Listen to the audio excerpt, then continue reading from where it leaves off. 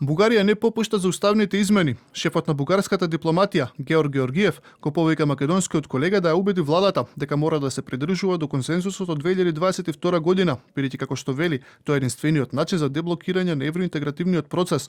Според официјална Софија, чекорите кои ги презела македонската влада во изминативе години оставаат простор за сомнеш дали земјата е искрена во своите намери.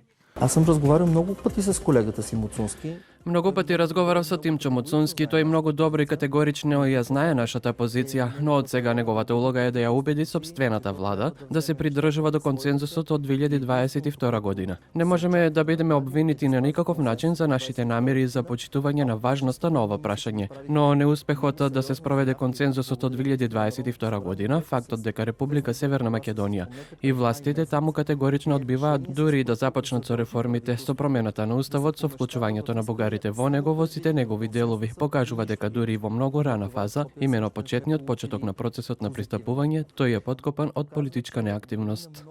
И од Брисел бараат Македонија да се придржува до она што е договорено. Од Европската комисија за телевизија 24 велат дека и на последната средба меѓу Тимчо Муцунски и Марта Кос, еврокомесарката била конкретна за усвојувањето на уставните измени според договореното од 2022 година. За експертите, иницијативите кои доаѓаат од еврокомесарката за проширување се добри, но предупредуваат дека Македонија се уште е во ќорсокак и далеку од излез. Советуваат владата да работи на обврските кои се превземени од протоколот со Бугарија, оние кои не се политички скапи, а можат да донесат суштинска промена.